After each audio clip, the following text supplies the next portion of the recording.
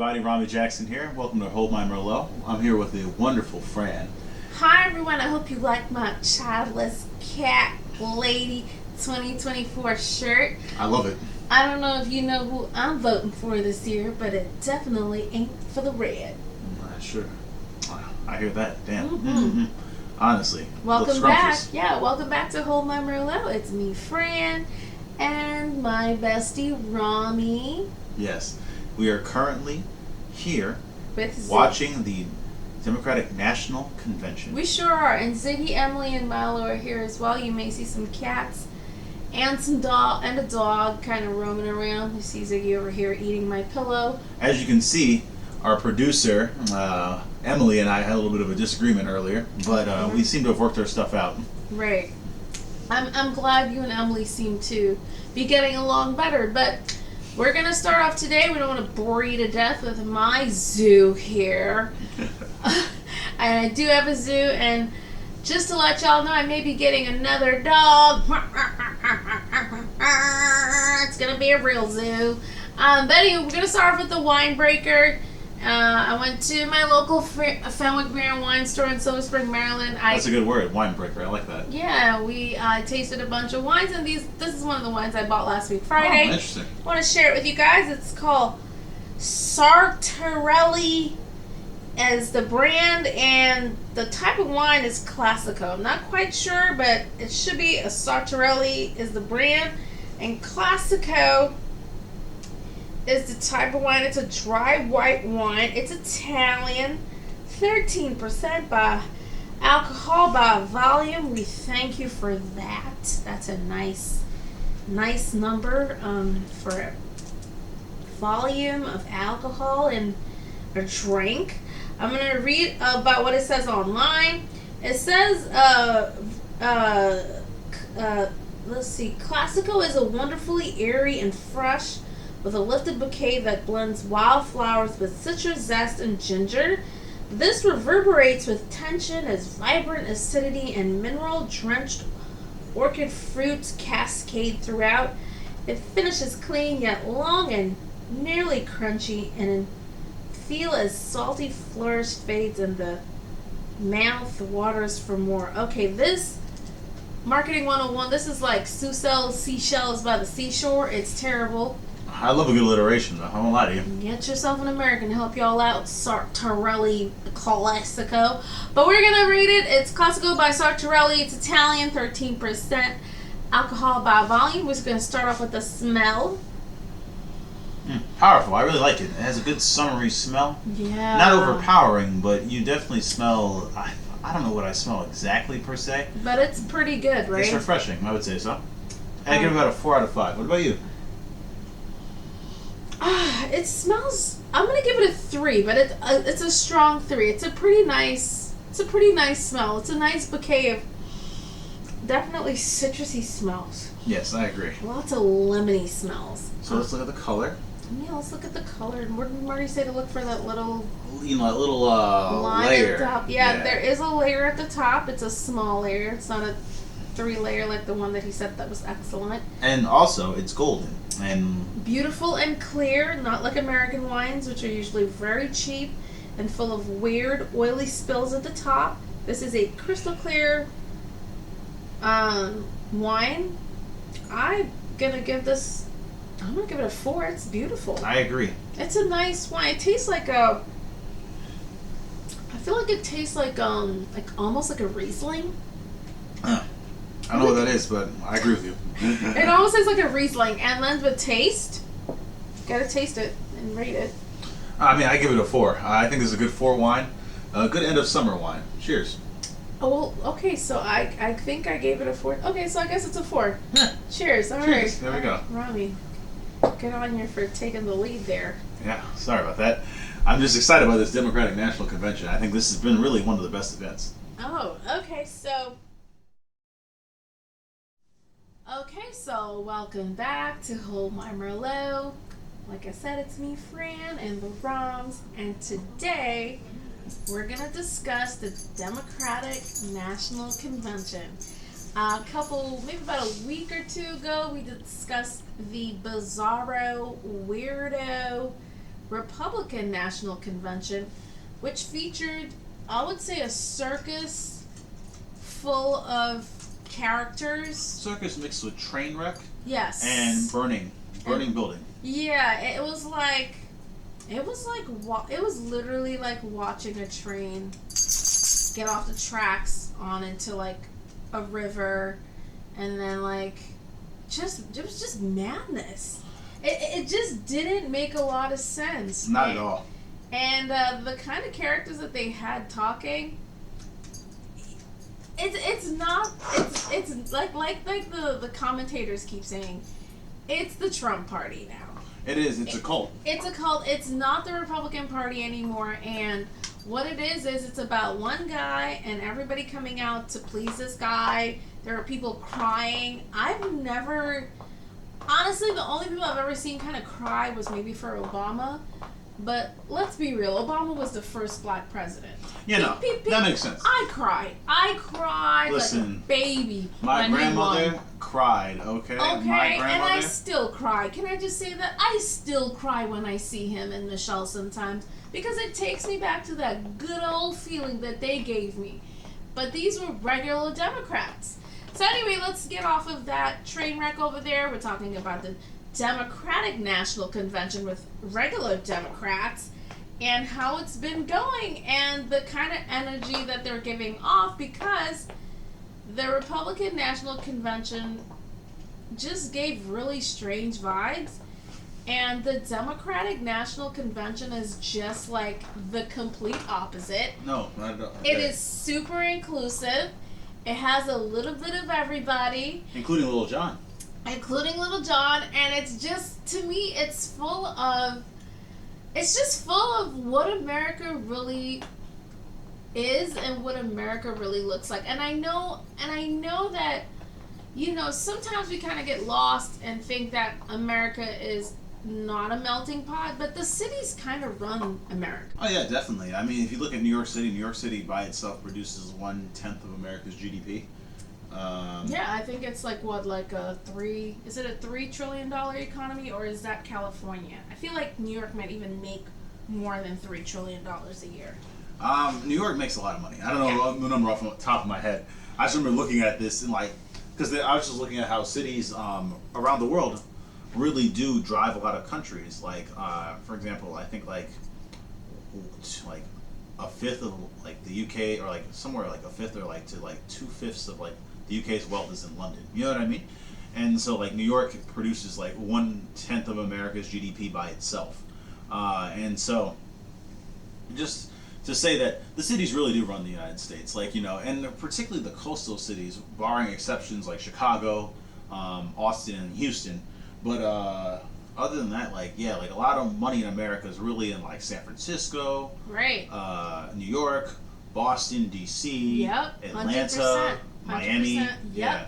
All the money is in the LA. city. All the money is in the cities, and if you go to any major American city, you will see that our cities are very multicultural. Yes, they are. If you go to New York, if you come from anywhere around the world into the United States and you land in New York, you can find your people. It doesn't matter who your people are. You could be the most obscure tribe in some crazy hole in the wall region of the world. You can find your people in New York. Somewhere there's going to be a club, or there's going to be somebody there who knows somebody that knows somebody, and you will find your people. But I think we're getting a little off topic. Yes, but what I was trying to say about the convention is I saw a little bit of everybody. There we go. Opposed to the Republican National Convention which was very, it was very white, but it was sprinkled with I just think people that are very not really in tune with what the Republican Party is really about nowadays, which is basically just going back to Jim Crow laws and back to Jim Crow, Salem witch trials. Yeah, you name it. just They want to go back to Spanish Inquisition, kick all the Jews and Muslims out. Yeah. So one of the craziest things about the Republican National Convention is while they were talking about rounding up all the immigrants, yes, and sending them back to where they came from, they kept zooming in on Hispanic people. And can I? And I was in my living room like, are they really doing this? And like, here's the thing. Can I go off on a tangent? Sure. Donald Trump wants to lower the price of groceries, and then he wants to arrest all the migrant workers in the United States. I'm sorry, you have to pick one, okay? You have to pick a struggle, sir. No, like, you can't lower the price of groceries and then get rid of all the people who pick all the produce across the country. You really cannot. Yes. And we've said this in another episode before. The economic engine of the United States now relies on a very big portion of it relies on illegal people, immigrants, and please, networks, start including videos and picture of white and other races of immigrants that come in here. It's not just the Hispanics that are coming in from the South. Please include Canadians and Eastern Europeans and even English people that overstay their visas here. There are Irish people that are here illegally. Stop showing the southern border. That is not the only place where immigrants are coming in by the boatload. There are Asian immigrants here coming in as well through ships. There's so many different immigrants coming in here, but you keep showing people coming in from Mexico like they're our enemies. They're literally here busting their ass, working for shit money, doing shit jobs that nobody will do for the shit money that you give them. These corporations are taking advantage of our immigrants here, and you're not paying them, you're not giving them any benefits, and when they're done and they're decrepit and they can't do any more work, they humbly probably have some family member take care of them. They don't get any medical care or medical treatment. Yep. It is obscene what happens to people here that are illegal immigrants. Our system here talks about immigrants and migrants like there's some leeches on our system. They come here and they make so many children. Black and white people, we're not making any children. We're really not. They're the only ones keeping the population going. You better thank God they're here, or we would have a negative growth rate. We already do have a negative growth rate. With them here making children, but they would probably be even worse. And I agree, yes. So stop it. Just stop it. I don't want to hear about it. But let's get back to the topic. The topic at hand is the Democratic National Convention and just the positive, beautiful, vibrant spirit that they're bringing out. So we were talking about how the cities are the economic engines and how our cities are pretty much very multicultural. Yes, very much so. Okay? We live on the border of Washington, D.C. Marmy actually lives in Washington, D.C. I live like 5 minutes from the border. I could literally walk to the border and I'll be in D.C. But I live in Maryland.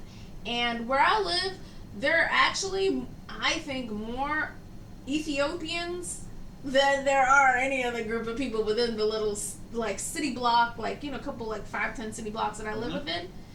It's not even majority African American. It's probably more majority Ethiopian. Yeah. So it's like little Ethiopia here. But we all live in unison. There's white, there's Spanish, I'm African and Caribbean. There are people like me. There's a lot of immigrants in the area, and the highest immigrant count within my little square block where I live in Silver Spring, Maryland, are Ethiopians. And we all get along.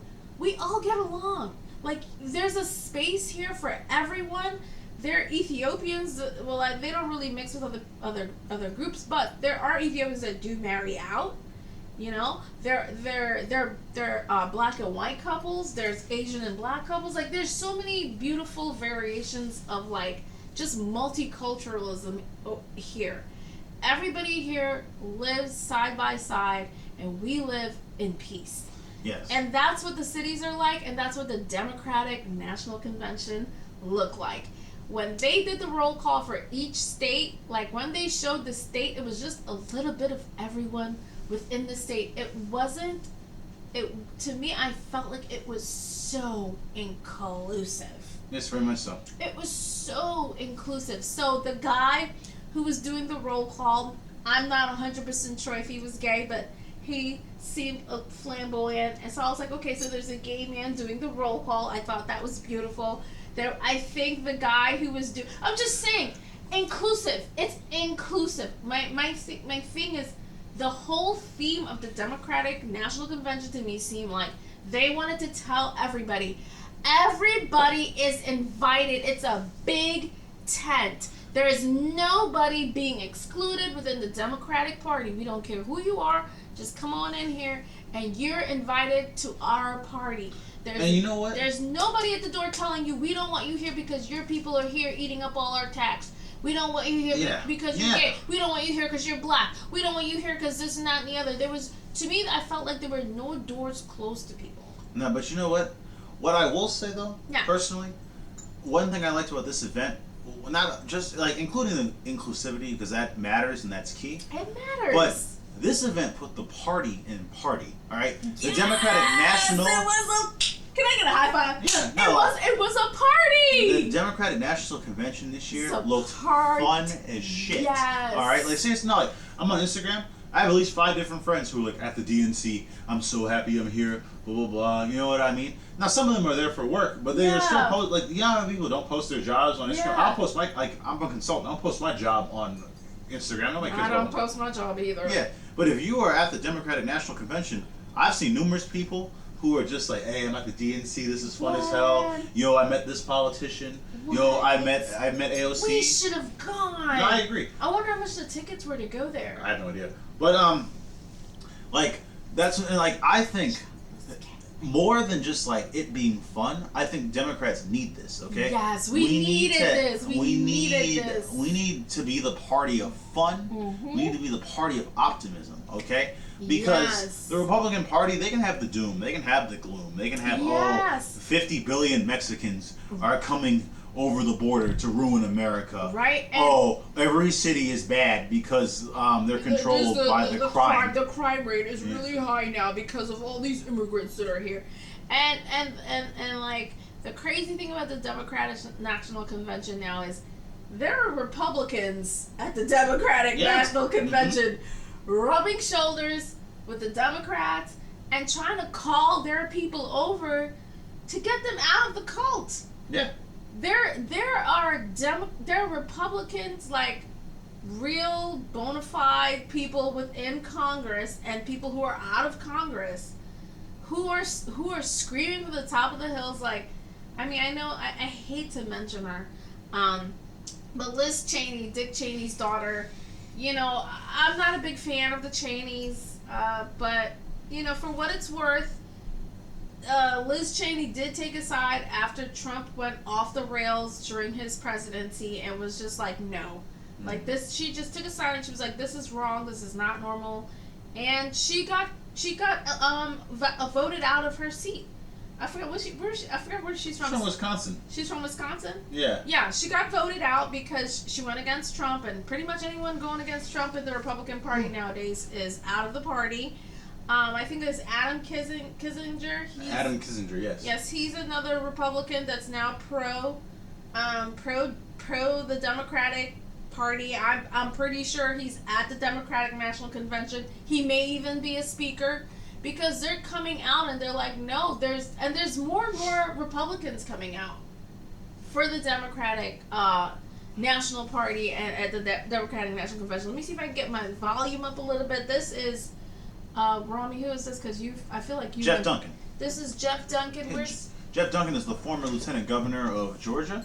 He was a member of the Georgia State House for about I don't know. I don't want to give out wrong information. He's a former member of the Georgia State House, and then he became lieutenant governor from 2017 realized Trump was a direct threat to democracy, and his actions disqualified him from ever stepping foot in the Oval Office again. This is the Democratic National Convention with the Republicans. I hope y'all can hear this. I could spend my time revving up this crowd, but I'm certain I don't have to talk anybody out of voting for Donald Trump here. That was funny. So I'm going to focus my attention on the millions of Republicans and independents that are at home that are sick and tired of making excuses for Donald Trump. All right, so I'm going to pause it right there. This is a bona fide Republican saying, do not vote for Donald Trump at a Democratic National Committee. In all of the years that I have followed politics, first, it is wild. I have never seen Republicans at a Democratic National Convention. Sorry, they just don't go there. Well, they don't mix at the conventions. You go to your party. The Republicans go to the Republican convention. The Democrats go to the Democratic National Convention. We don't mix the conventions. Well, I think Trump... I've never seen a Democrat at a Republican National Convention. Well, but Trump is different, though. You know, like truly, like, here's the thing. Parties are polarized in America, okay? So, Big time polarized. So, like, and if you don't know, polarization means that your average Democrat will vote for any Democrat, no matter who the hell they are. That would be me. Yeah, insane. Your average Republican will vote for any Republican, no matter who they are, because it's not really about supporting your party; it's about making sure the other party loses.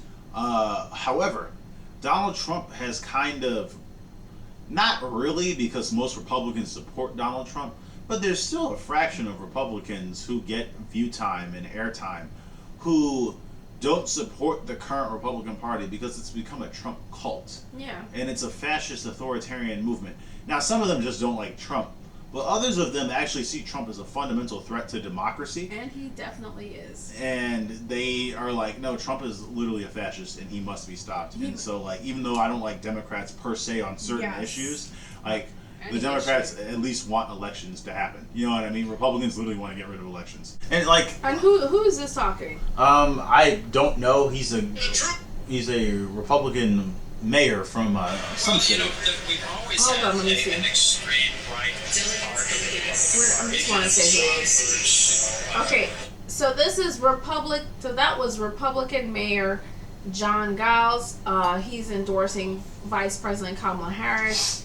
And he's speaking at the DNC. I mean, these are two Republicans now that we're playing. So, but can I say something, friend? Sure. Let's stop talking about the Republicans who are doing this because, like, I think they're getting too much focus. No, I'm gonna go to the Democrats after this. But this is sweet. Like, of course I'm gonna get to our people. But I'm saying you have to mention this crazy phenomena that there are Republicans at our convention. I mean, but who is it for? Also, is my question. You know what I mean? Like, what do you mean? Who? What is what for? Like, it's great to have these Republicans speak, but personally, I don't think it's that relevant because our country is so polarized. You're not gonna peel off that many Trump voters, or like Republicans based on like, oh well, John got like. If you pointed to me 5 Republicans who woke up and said John Giles to support Trump, then man, let me go become a Democrat. Let me go vote for Kamala Harris and Tim Walz. But don't get me wrong. On the other hand, you could argue at the same time, our elections are so damn close that those 5 Republicans who do that may save the damn country. It might. So, Listen, at this point, Hillary Clinton, like I said in our last episode, won the popular vote. But that is not how our election system works. It works on population count. The states with the most populations get the most points to what's going towards the presidency. Rami, can you explain that? How many? What is it? The point system that you need to get into the White House? What is it called? The Electoral College. Electoral College. And how many points do you need to get to the Electoral College?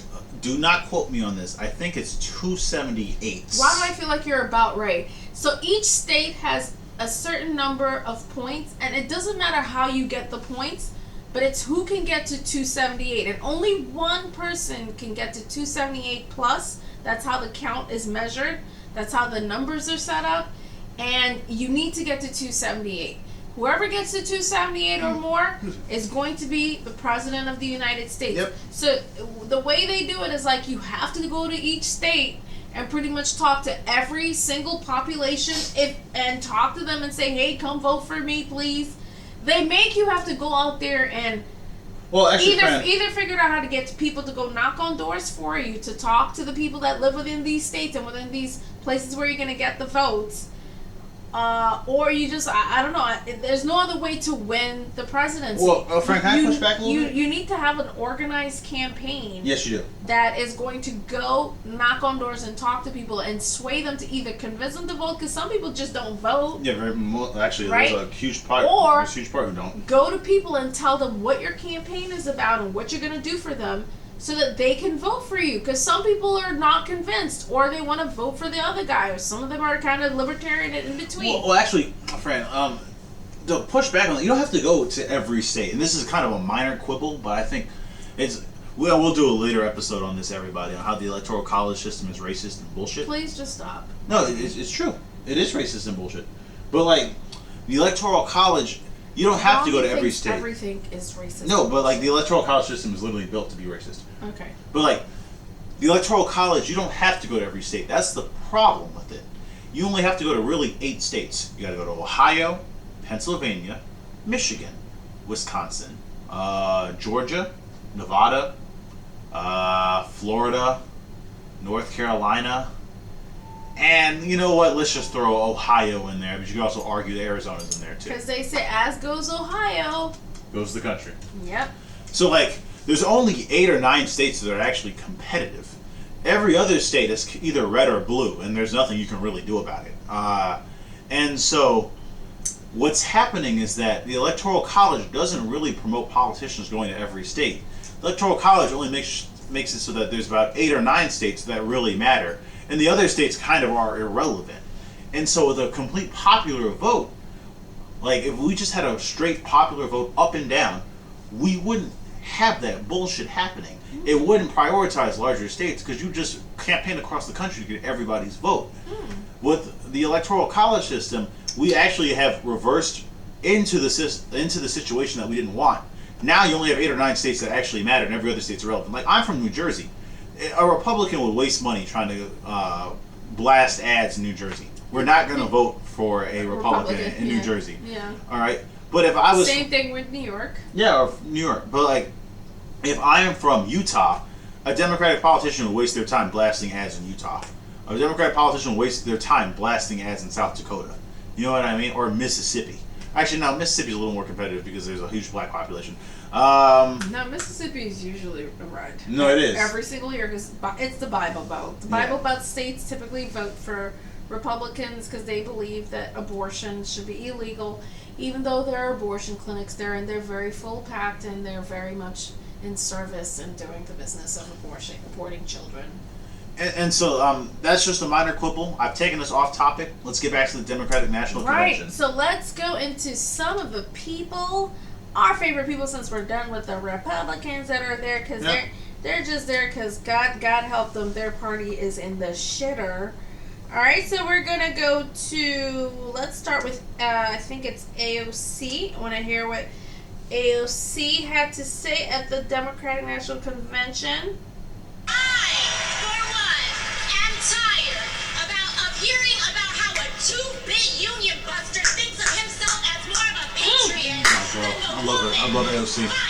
Yo, this is the AOC. Fran, can you get your one right there? To AOC. Let's cheers to AOC. There we go. Future president, AOC. I don't. The first Latino president, or Latina, I'm sorry. I don't think she's going to be president of the United States. I think. Okay, so. Wait, the country that will elect a black Indian woman will elect a Latina? Okay, just relax and just hear my reasoning. No, I'm not trying to attack you. Okay, for real. I think AOC is one of these people that goes into Congress with like super duper idealistic, progressive ideas that are wonderful. Yeah. Okay, but what you have to go into to me personally, as someone that like literally just sits and watches news all day, the way you have to go into Congress is, to me, if you're planning on being a president of the United States, is you gotta go in with some kind of bootlicking kind of personality. Like, you gotta get in there, figure out where you fit in, go to the leaders, talk to them, see what you can do to help. You gotta do all the fundraising, and you gotta smooch. What's it called? Smooch. Smooch. Is it smooch? You gotta go around and kind of like rub shoulders with the right people. You gotta get in good with Chuck Schumer. You gotta get in good with Nancy. You gotta get in good with the Obamas. You gotta get in good with Adam Schiff and especially in the Democratic Party. Right. There's already people in there lined up already, by the way, to be president of the United States. Pete Buttigieg, Cory Booker. I'm just saying, these are people, I'm trying to say, these are people to me that they've already kind of like, they're finessing and trying to see like how they could get them into the race. But can I say something? AOC is a representative from New York, and to me, she came in with too much fire. Can I say something though? Sure. Here's the thing. I think you're counting our girl out. Okay. AOC is speaking at the National Democratic Convention. Right. Okay. That's already a huge platform. Yeah. AOC fundraises for all the progressive candidates within the squad. Okay, progressive. Remember, not regular Democrats. Progressive. That's true. Continue. But she supported Jamal Bowman. Mm-hmm. She supported Cory Bush. Mm-hmm. And don't get me wrong, they lost their elections. I agree. But she also supported Ilhan Omar. Mm-hmm. She also supported Rashida Tlaib. Mm-hmm. All right. AOC. All fabulous people, by the way. AOC has a great relationship with Nancy Pelosi. They were like, because listen, this is just me. I don't know either one of these women, but at first they were at odds. I know Nancy personally. Okay, but Miss Pelosi and Miss Ocasio-Cortez have a great relationship. With who? Pelosi? No, they have a great relationship. Yeah, okay. Like, that's like what I'm saying is that I think AOC is not only one of the most charismatic people in the Congress. I think that she has the organization, the ground game, and just the overall aura necessary for her to be a president. Because, like, honestly, like you and me, let's talk right now, okay? Yeah, sure. How many people would you say wowed you at this Democratic National Convention? And don't get me wrong, there were no bad speakers here. Listen, Hillary Clinton, I don't have any clips of her, gave a bang-up speech. I agree. All right? Yeah. Hillary, looking at Hillary makes me so sad in my heart. It really does. Because I really was like, they stole that election from her. Yes, they did. I really feel like they stole it from her. I feel Yes, like they the did. Russians were involved. Yes, they I were. feel like a lot of bad things happened. That, Yes. And Trump was just so weird, and Don't get me wrong. But two. Also, I like to be fair because I'm a thinker. I also do think about the rural parts of the United States with the forgotten people. I do think about people. Listen, people who are living in like the opioid crisis and all these things, and their businesses are gone because they shipped all the jobs to China. Mm-hmm. I think about everybody, and I think about why people do certain things and why someone like Donald Trump would even become so freaking popular. It's because there are groups of people that feel like nobody's been thinking about them, and here comes Donald Trump, comes along and says, "Hey, you matter. You matter too. There's a whole Black Lives Matter movement going on." And they're like, "What about us? Nobody cares about us." And he goes, "You matter, and I'm going to help you." And we all know he's not going to help any of them. We all know he's not going to help any of the coal miners or steel workers or union workers. He's not helping any of those people. He's not going to help anybody poor. Come on, man. He didn't help anybody poor while he was there. He didn't do anything for poor people or working class people or middle class people. But he said the right things to get the right people to vote him into place. Russia, of course, did their bullshit on the side. And lo and behold, he had a hodgepodge of a hot fucking mess of an election. And here comes Donald Trump, a surprise, crazy 4 years of all of our lives. And then thank God Joe Biden came in and cleaned up that goddamn mess. Okay, but I know we're going into tangents here, but why did we get into this? No, we're just talking about some of the speakers that we really enjoyed. Right, but let me tell you where AOC went wrong. I watched too much news. AOC, when she first got into the House of Representatives, did a fatal move. The first move she did is she tried to get somebody else to be Speaker of the House instead of Nancy Pelosi. And the party already has party leaders and people that they call like whips, who basically, and I believe a whip is literally somebody who counts the votes just to make sure like the votes will actually go into something very specific. AOC came in with a bang, with a big old bang, and she was like a surprise winner. And she was like, "No, we're not going to vote for Nancy. We need somebody else to be Speaker of the House because she's been here for all these years." And there were a bunch of voices in there that were saying that. And I sat on my couch and I was like, this little girl here does not know how Congress operates. You do not go against Nancy Pelosi. Nancy Pelosi will end your career like that. I mean, listen, she All right. kicked Joe out of the office, so I agree. She'll end your career. Man, she kicked Joe out of presidency. Nancy Pelosi is the most powerful Democrat in the Democratic National Party. Yeah. I'm talking about a political. No, listen, again, system. it was Nancy who kicked Joe out of the presidency. Well, She sure her and did. probably Jill Biden. She said, bye, bye, bye. She was bye, like, bye, Joe, bye. you're too old. And Joe was like, you know what, Nancy? I agree. Shook her hand and said, I resign. I'm not resigning. And Nancy's in her 80s, but Nancy is a formidable woman. Let me tell you. I know. One of the best fundraisers the Democratic Party's ever had. She is on point. Yep. As somebody who's done political fundraising before, Nancy Pelosi is a machine. Right? Okay. And then, so now we're going to go to another speaker. We're going to go to Representative Jamie Raskin of Maryland. And, you know, Jamie Raskin is very popular in the DMV. He's known for having a very down-to-earth personality and really just being able to speak to, like, he kind of speaks off the cuff a lot, but in a way that's respectful, so people generally like him. I think he's currently battling cancer, but he still goes into the House of Representatives every day. Mm-hmm. And so he just has a lot of fans, including this person right here and this person right here as well. Absolutely. Anyone from Maryland is going to get my my love. And by the way, J.D. Vance, do you understand why there was a sudden job opening for running me on the GOP ticket? They tried to kill your predecessor. That's true.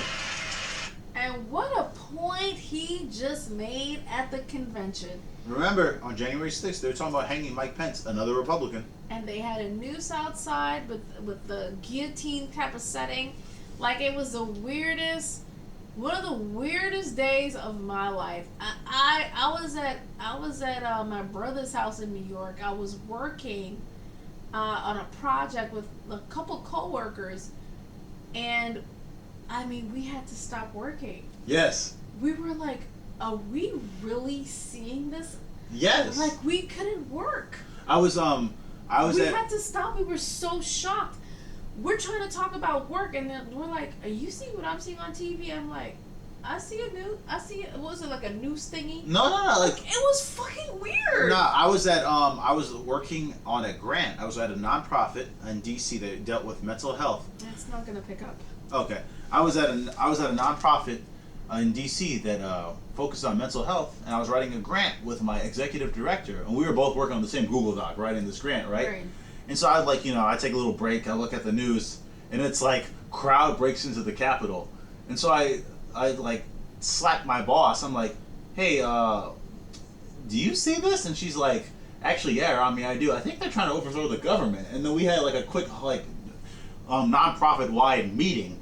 But they're like, yeah, so they're trying to overthrow the government, so if you want to stop working, that's cool. I was like, wow, this country's really gone to shit, where we have to talk about how they're going to overthrow the government so everyone stop working. Like, fuck. Like, Jesus Christ. I was like, bruh, are you serious? Goddamn. Like, what the fuck?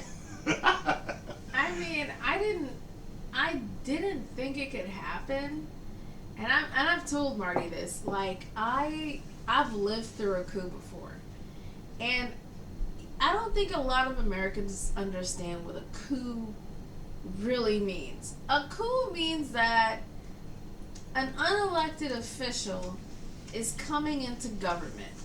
What typically comes after a coup is a military style intervention where some military official usually takes over, and then that military official usually becomes a dictator. And that dictator pretty much stays in place and never leaves. That's what happens with coups.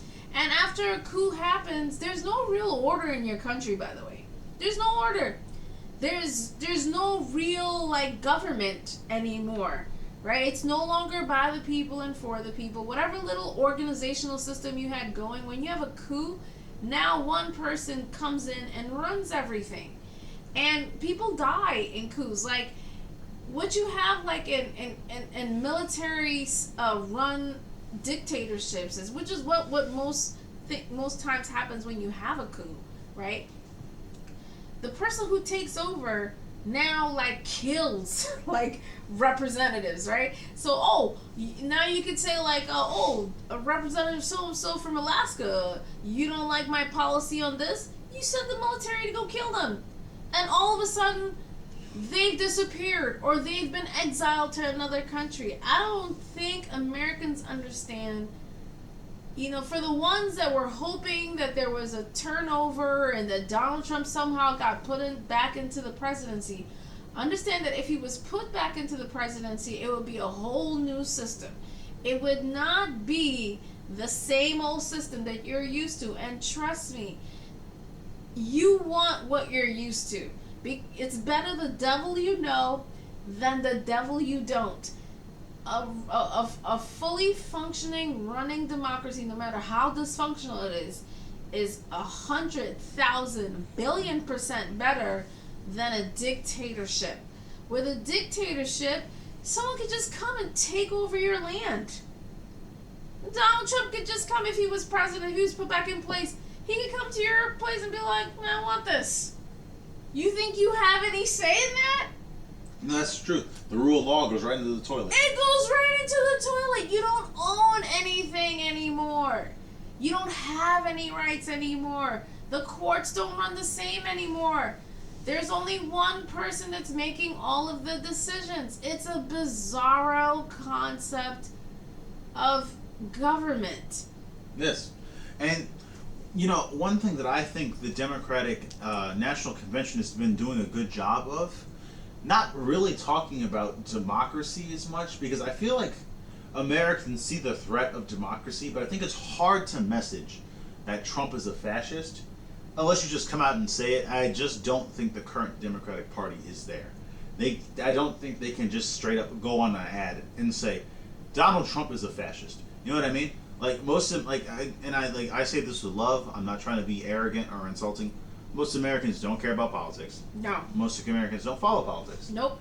Most Americans, if you said Donald Trump was a fascist, they'd be like, a fascist? What religion is that? Oh my God. You know what I mean? That's so true. Again, we're in the DC bubble. So we follow and care about these things. But even in the DC bubble, I'm going to tell you this. Like, me personally, I used to live in the burbs, like deep, deep, deep in the burbs. And when I say deep in the burbs, it's like literally 30 minutes from Washington, D.C. Go 30 minutes into Washington, D.C. Nobody's no, they're not following politics the way we follow politics in this little square area, right? There are people in Maryland that don't follow politics, that don't want to talk about it, and that they don't care about it. And I think that's actually a strength. And that's crazy to me. I'm like, you live literally like within driving distance of the White House and you don't care about politics? To me, that's nuts. No, but I think that's a strength of the Harris-Walz campaign. Because this is how Joe Biden won. Americans want to vote for somebody where they don't have to care about politics. You know what I mean? Like Donald Trump, it was chaos every day. Every day you were on Twitter seeing what this man was either talking about or fucking up or both. You know what I mean? With Biden, it was like insulting somebody for no reason. Yeah, exactly. Whatever. Like with Biden, it was like, oh, okay, I don't have to care about politics for 4 years. Oh, I've been sleeping sound for 4 years. Let me tell you, you're like confident governance. Thank God. As soon as Biden and Harris won, I just was. I think I had a little cry and I was like, thank you, Jesus. Like, I don't have to live through another 4 years of Trump. But a calm came over me. Of course, until January 6th when they tried to take over the government anyway. But after January 20th, literally at 12 noon, once the torch was passed, I've said it before, at 12 noon on January 20th, the executive hands change and or stay the same. Whoever wins the previous election is the president of the United States at noon. It doesn't matter whether we have the inauguration or not. It's a change of power, right? A change or stay of power. Mm-hmm. And this year on January 20th at 12 noon, once again, there's actually going to be a change of power. Kamala Harris is going to come into power, or that other guy is going to come into power. So there's going to be a change of hand because right now It's Donald. It's Joe Biden. Yes. This guy is just taking up so much goddamn space in my brain. But you see, like, and I think that's what the average American. And you see, this is why I think the Trump Vance campaign will lose, because your average American doesn't want any politician to take up that much space in their brain. Your average American wants to watch sports, post cat videos, or like play with their dog, and go to work, and then hug their kids and their wife or their husband or their partner or whatever, and like go and like do their hobbies. You know what I mean? Your average American doesn't want to think about politics. Your average American doesn't care. I really hope so. After watching George Bush 2 win the election versus Al Gore, not even handily, it was like by a few thousand votes in Florida. The Supreme Court cheated and rigged that election. Okay, but we can't say that because it's in the past and George Bush won. Let's let it be. Just let it be. We gotta let that go.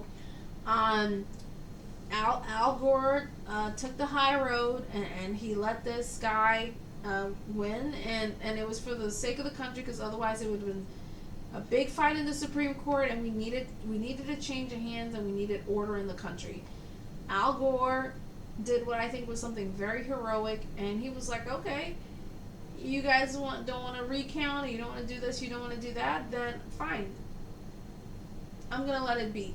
The Supreme Court is the law of the land, and they do make the final decision. And I think with Al Gore, he was like, if the Supreme Court says that there's something here, then I will continue. But if they say there's nothing, then I have to think that the Supreme Court has looked into it and they didn't find anything.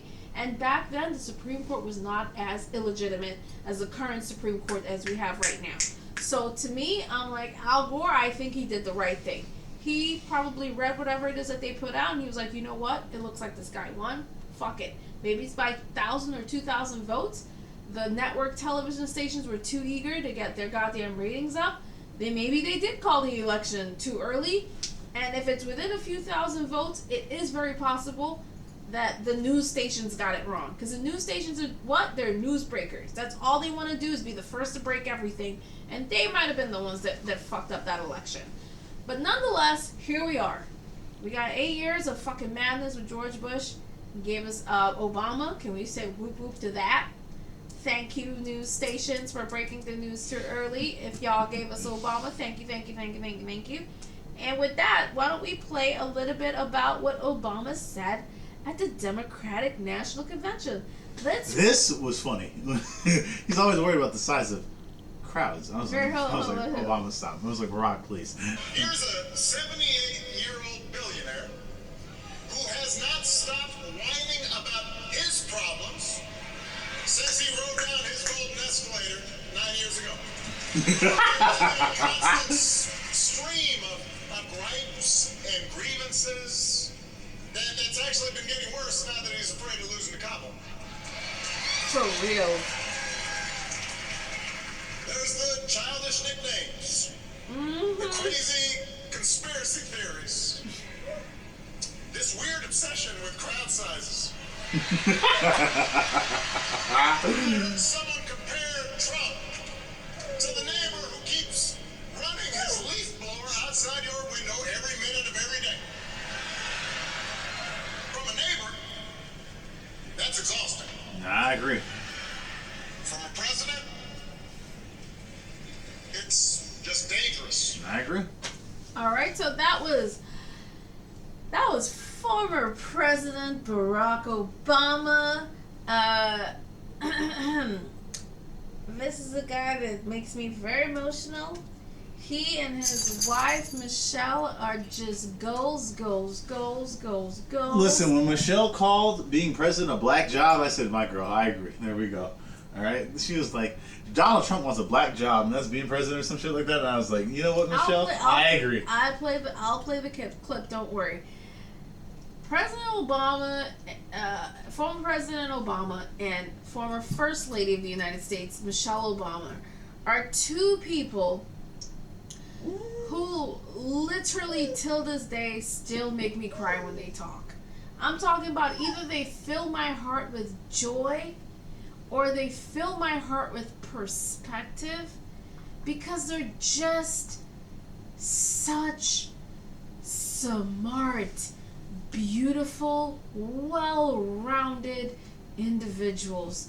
These are common sense geniuses. These are lawyers with hearts. These are people with big hearts. And they really just give me that fuzzy feeling, you know? The fuzzy feeling of, friend, you know what? Everything's gonna be alright. Things aren't so bad, you know? It'll be okay. We'll get through this. They have a way of talking to people and communicating with people that other politicians just really cannot match. There are politicians, and then there's Barack and Michelle Obama. They're just a powerhouse of joy and inspiration. And they literally, to me, brought the house down at the Democratic National Convention. They could not have done any better. They were just fabulous. Between them and Hillary Clinton, I just gotta say fuzzy, warm feelings in my heart. But of course, Barack and Michelle Obama being the first African American couple in the White House, it just always it literally breathes life into my life, just seeing or looking at them. But I'm gonna play, let me see if I should play another clip of my favorite president, Barack Obama, at the Democratic National Convention. Let me see if there's anything else I could play here. This is, let's see what President Obama says here. The truth is, Donald Trump sees power as nothing more than a means to his ends. He wants the middle class to pay the price for another huge tax cut that would mostly help him and his rich friends. Mm-hmm. Yep. He killed a bipartisan immigration deal written in part by one of the most conservative Republicans in Congress. Yep. That would have helped secure our southern border because he thought trying to actually solve the problem would hurt his campaign. He doesn't. Do not move. This is one of Obama's Weaknesses. Classic lines. He did this too, I believe, when Hillary Clinton was running. He said, "Don't boo, vote." And did people vote in the right states Well, here's the thing. to win the presidency? No, they didn't. Hillary Clinton did not win that election. Even though enough people voted, not enough people within the right states voted. And I'm just saying, he said the right thing. He said, don't boo. Well, Don't boo. Vote. Go out there and vote. Make sure you vote. Make sure your friends vote. Make sure your neighbors vote. But can I say something? Sure. I am tired, and here's the thing. Democratic National Convention, excellent. A+. All right? It's been fun. Yes. Excellent speakers. Yes. You've been seeing like a lot Full of joyful warriors. No, joyful, optimistic, hopeful. That's what the Democratic Party needs to be, because we are the party of change. We're the party of making people's lives better. But I am tired of Democrats taking these conservative, far-right talking points on the border. We do not need to secure the southern border. That is bullshit. All right? Migrants, like to what Fran said earlier, do the jobs that we don't want to do as Americans. Nobody want to do them. All right. You want to clean toilets? You want to watch babies? No, listen. You Florida, want to pick fruits? You want to clean hotel rooms with freaking after the people have done nasty things in those hotel rooms? Yes, I agree. Okay, what do you want to do? You want to clean sewers? You want to clean oil out of freaking fry machines at 2, 3, 4 a.m. in the morning so that the next crew could come in and work the McDonald's shift? What do y'all want to do here? You don't want those jobs. You're not gonna do. And the corporations love that you don't want those jobs because the immigrants will come here and do it for 3 times less to pay and no benefits. Yep. Listen, again, I'm a consultant. When I'm working at my consultant firm and I have to type something up late at night at 7 p.m., when I look out the door, guess what I see? I see an El Salvadoran woman cleaning some shit. All right.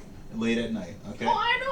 Listen, you preach it to the choir. And they're like, listen, the people that clean my building every day, Sunday to Sunday since COVID, Sunday to Sunday, there are people in my building, and I don't live in a fancy building.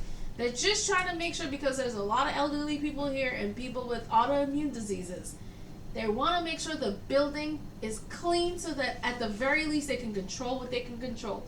Since COVID, because they didn't have that before. Usually they had a Monday through Friday crew for a certain time frame. Now it's pretty much almost 24-hour staffed. Sunday to Sunday cleaning staff. Sunday to Sunday trash everything. This building is literally a potless. It is Hispanic people. I've never seen a black person or a white person or an Asian person work this job in this building. The people who collect our trash and recycling in our building, the people that clean the elevators, the people that clean the poop of the dogs that accidentally poop in the freaking elevator and in the hallways. It is Hispanic people. The people that clean our rails where you're holding on for people who can't walk like steadily anymore, for the elderly people that live in my building. It's a couple Hispanic women and a couple Hispanic men that keep this building COVID and freaking disease free over here, and we say thank you. Thank you. Because we do not want those jobs. We are not coming in at 4:30 and 5 a.m. in this morning to clean this building. We're not coming in to work $10 an hour probably, when you can make $20 an hour. Or whatever it is that they pay these people, and they come in here religiously. It's almost the same staff since I moved here 5 years ago. These people are reliable. They come and they do the job, and they're excellent workers, and they're kind, and they're respectful, and they say good morning. Come on, man, don't get me started. So, friend, Don't get me started on one question I have here. for you is, yes. What would you say your top 3 speakers are? So like just for me, well, I think AOC was my favorite speaker, and then I put Michelle second. And then after that, I would put Raphael Warnock, the senator from Georgia. Oh, he was incredible. Really? Oh, yes, very much so. But you know, he's a black Southern preacher. So you should have brought some clips. Oh, well. You were supposed to do some research. No, I did do some research. I'm just not a clip person personally. I think that sometimes, you know, it's good to just talk about why you like somebody, and I think Raphael Warnock was really down to earth. I think he comes from a place of poverty. He grew up poor in his own personal life, and he's somebody where, like, he's like Lyndon B. Johnson. Lyndon B. Johnson was very Christian, but he grew up in poverty, and he became a Democrat because he was like, Jesus wants everybody to have something. Jesus doesn't want people to live in poverty. And I think Raphael Warnock operates off the same logic. Because in America, we have a prosperity gospel that wealthy people deserve to be wealthy because God said so. And I think that's such a bullshit logic. And Raphael Warnock, he defeats that. He breaks that. Raphael Warnock says, no, Jesus doesn't want anybody at all to live in poverty. Poverty, like the poor person is not the sin. Poverty in the society that lets people be in poverty is the sin. And so Raphael Warnock was able to speak to that in his own speech. And that's something that I personally engage with quite a bit. And I think that Raphael Warnock, if he wants to go to a higher office, definitely has the charisma, the charm, and the speaking skills in order to do so. I mean, I'm not going to disagree with you, but I'll just say that, you know... Alright, let me not say what I think, because it's not going to make any sense today, but... okay, so I'm glad that you like Raphael Warnock. I'm just going to say I have not been watching the Democratic National Convention, like, in its entirety. Usually I would be watching the Democratic National Convention, but I started a new job, so... I have to kind of be on my P's and Q's, and I'm doing a lot of projects. I'm doing a lot of projects and a lot of work. My usual job that I've been doing for like 4 years. Like, I could do it in my sleep. Like, I usually finish my projects so quickly that like I could kind of like catch up on the news. You know what I mean? That's a good thing. But right now, I have to just kind of learn a new process. So unfortunately, I haven't been able to do my usual kind of like. At the very least, kind of listening in the background. I'm like in meetings, I'm learning stuff. I just can't. I can't watch most of the Democratic National Convention. However, I have been able to catch clips online, and let me tell you, my favorite speakers are Barack and Michelle Obama. Very good. Former President Obama and former FLOTUS, First Lady of the United States. Killed it! Okay, they were just amazing. I'm going to play these last 2 clips and we're going to end this today. This is Michelle Obama. Okay, Well, actually, doing what Michelle Obama does best. Understand, some people don't know. Michelle Obama's name was floating to be the Democratic national ticket to be the next president of the United States. she could have done it if she wanted to.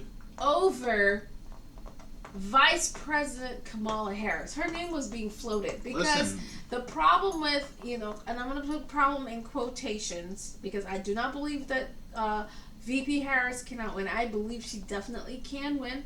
It's going to take a huge lift, and it's going to take a lot of people just going out there and putting their ballots down. All right? But there were some people who were not sure she could do it via, popularity vote, like just having a well-known name, okay? So the way the United States kind of works is the most popular person in a party is probably going to be the person that gets the ticket to run for that party, all right? That's how it works. So let's say, for example, right now, Joe Biden was on his 8th year, okay? Whoever's the vice president typically gets the ticket, and if that person doesn't want to run, but usually they do, all right, it would be the next most popular person. But people would kind of have an idea of who's next, and they would push that person forward, okay? So I'm just going to put it out there that the funny thing about, like the last year is that Gavin Newsom had a surprise, like, debate with the Florida governor, Ron DeSantis,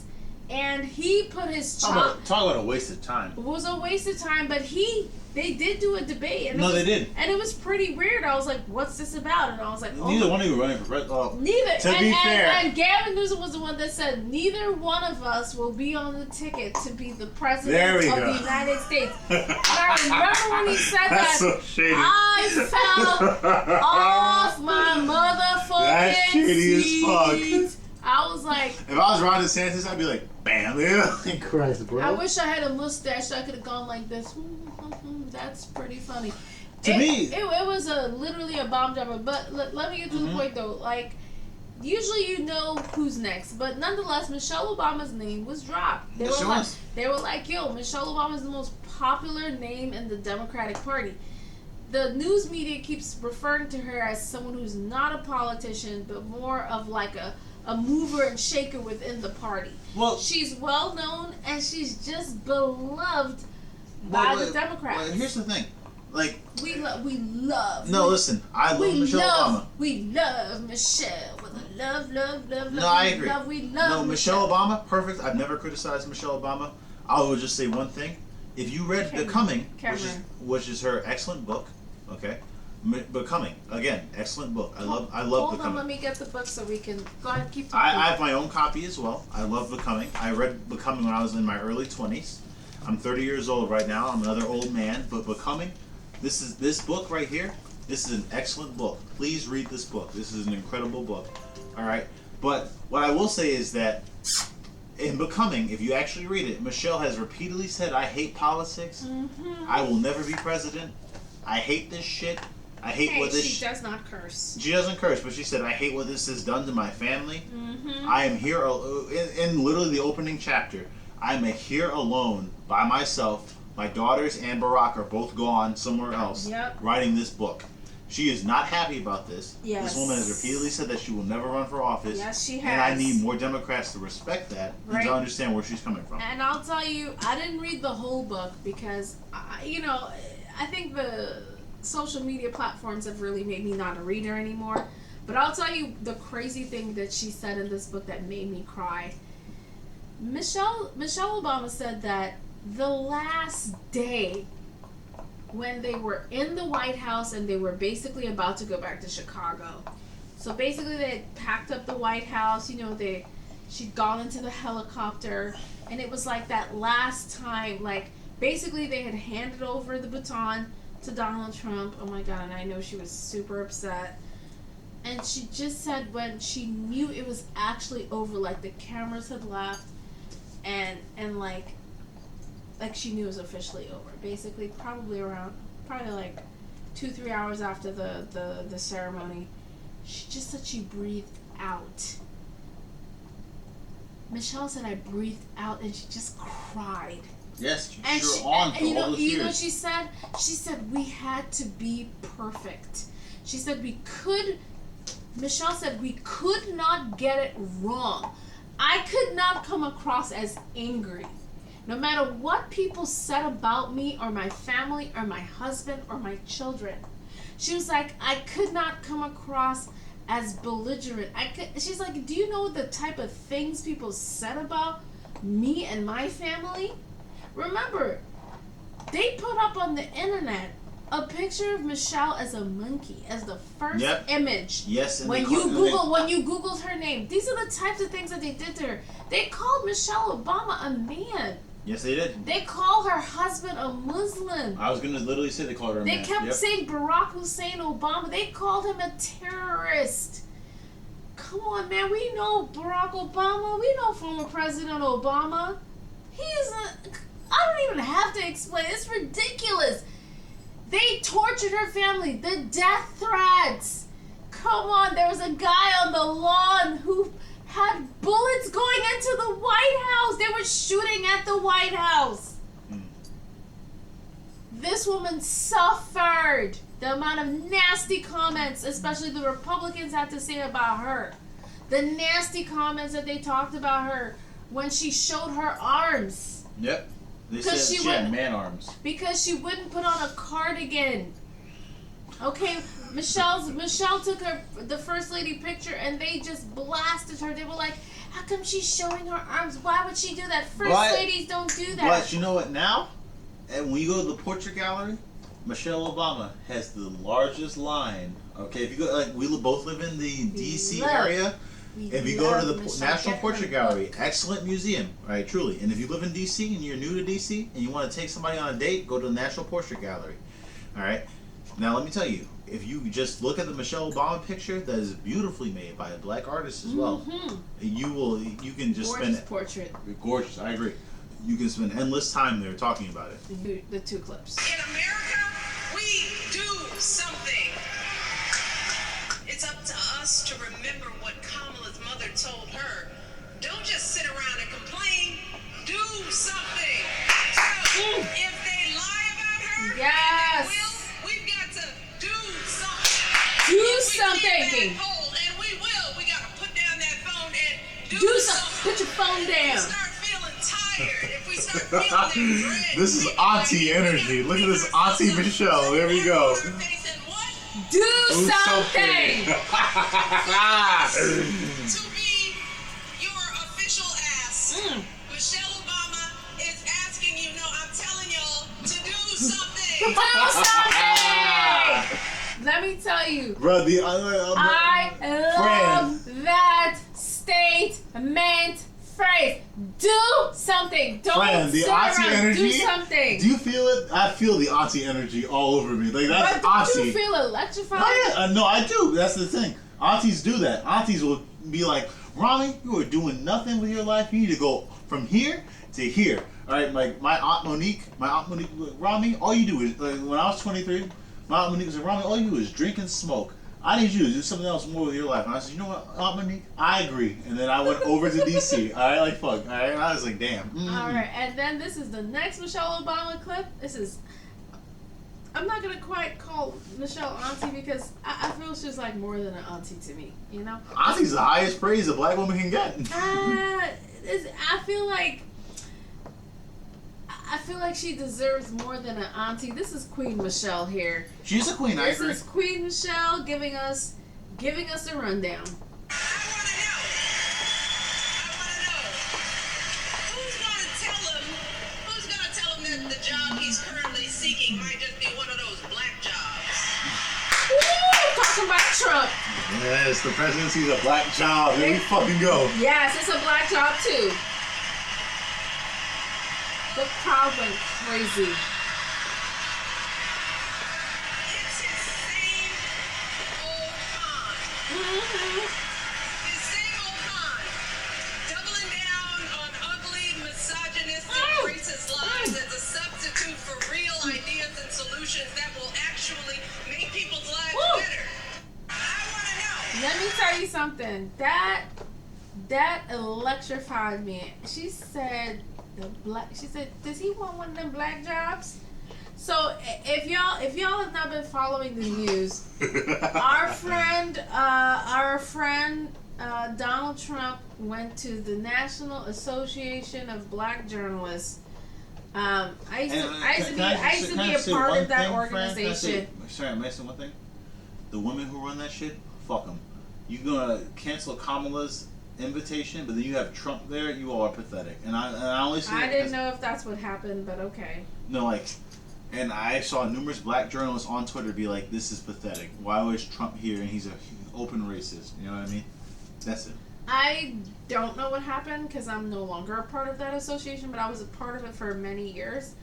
But really just on paper for my resume. But nonetheless, basically our friend, and when I say friend, it's, you know what I mean.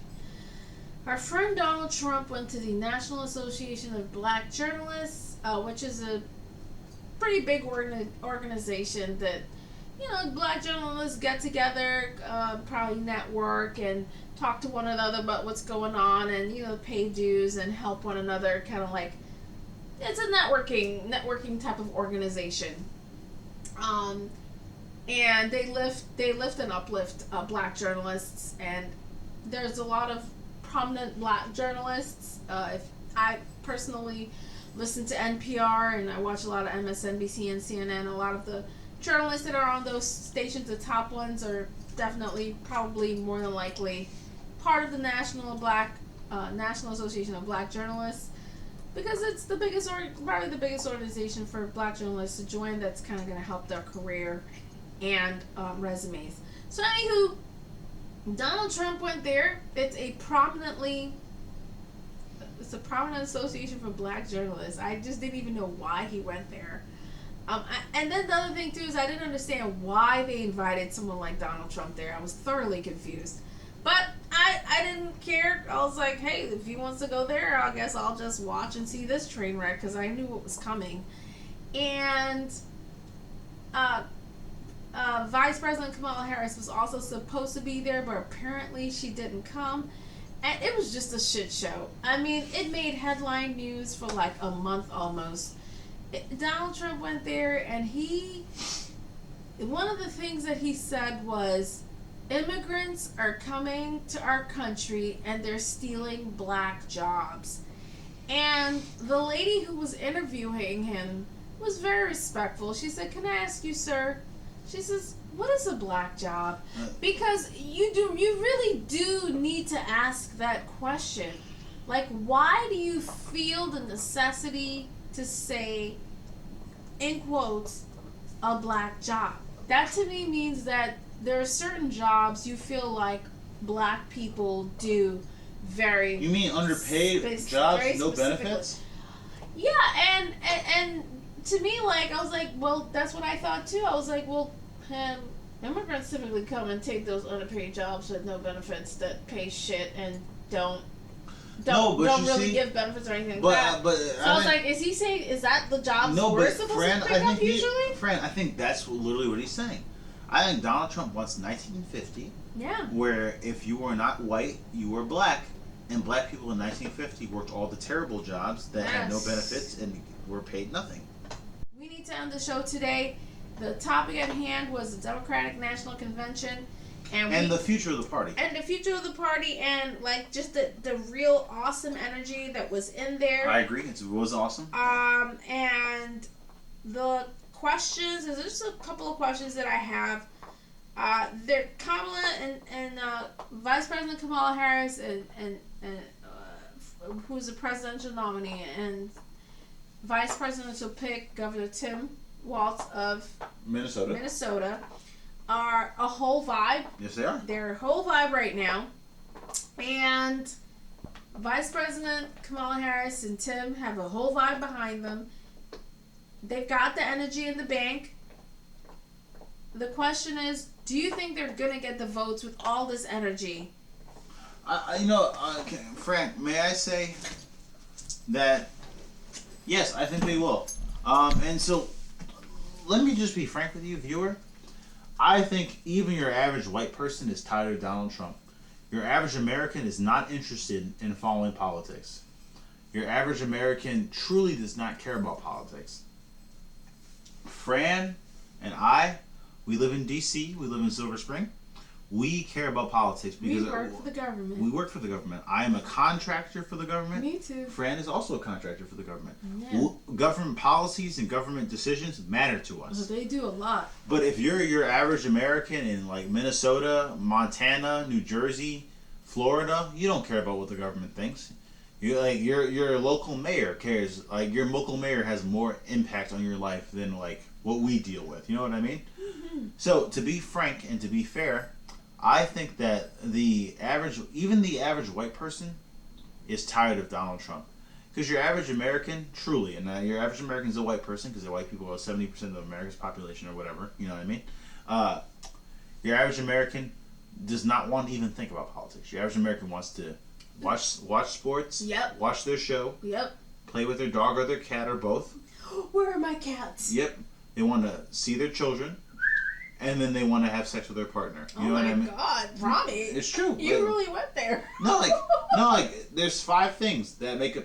Well, anyway, what I'm saying is that your average American wants to not even think about politics. I actually agree with you. By the way, And Kamala Harris and Tim Walz they're gonna give you a break. You don't have to think about it. Yes, they are the normal party. You can go back to sleep. Here's the thing. You can't sleep if that other guy gets in the office. You're gonna be on your toes every day thinking someone's gonna come bomb our asses. No, here's the thing. Because he's threatening people like 24/7 on Twitter. No, here's the thing. Because that mofo don't sleep. No, here's the thing. He don't sleep. Like if Vladimir He's Putin. tweeting at like 1, 2, 3, 4, 5, 6, 7 a.m. What kind of cocaine are you on? This kind of elevated? Sure. If Vladimir Putin was like, man, I'll bomb America tomorrow. I don't give a fuck if you bomb Moscow. I don't give a fuck if you bomb. They're poor. They're never gonna do it. I don't give a fuck if you bomb. What's that other Russian city? Petersburg or whatever. Like. I think it's St. Petersburg. Yes. I'll bomb both.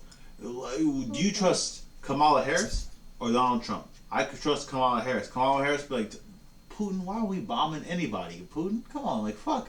Let's just fight out in Syria like we always do. Like who gives a fuck?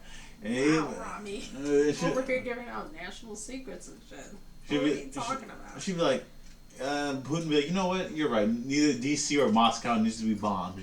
Trump be like, You want to bomb DC? I'll bomb Moscow right now. I don't give a fuck. You know what I mean? Like, I think you're giving out like totally wrong information. But go ahead. I'm just saying, Kamala Harris is an expert. She's a genius. She's a beautiful woman, and she will do whatever it takes. Because here's the thing too, Donald Trump is old. All right. Yeah, and here's the thing. Yeah, here's the thing. See, can you move your butt from my face? Thank you. If you want to insult Biden for being old. Sir. If you want to insult Biden for being old and senile, I agree. Joe Biden, with that first debate, terrible. But you can't insult Biden for being old and then watch Donald Trump be like, oh, Donald Trump's okay. Donald Trump didn't do anything.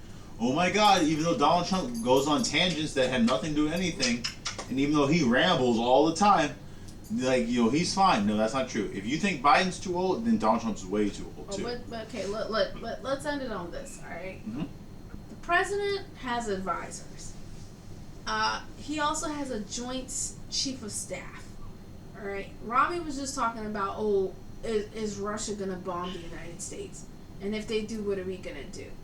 We have national security advisors. We have joint chiefs of staff who are basically all of the military. So the Navy, the Army, all of them, the Marines and whatnot. Like, we have the biggest military presence in the world. We have military bases everywhere, and we have military heads everywhere, and the national security advisors not the national security advisors, the Joint Chiefs of Staff are the one that run our military strategies and what we do in case of people coming over here trying to mess with us.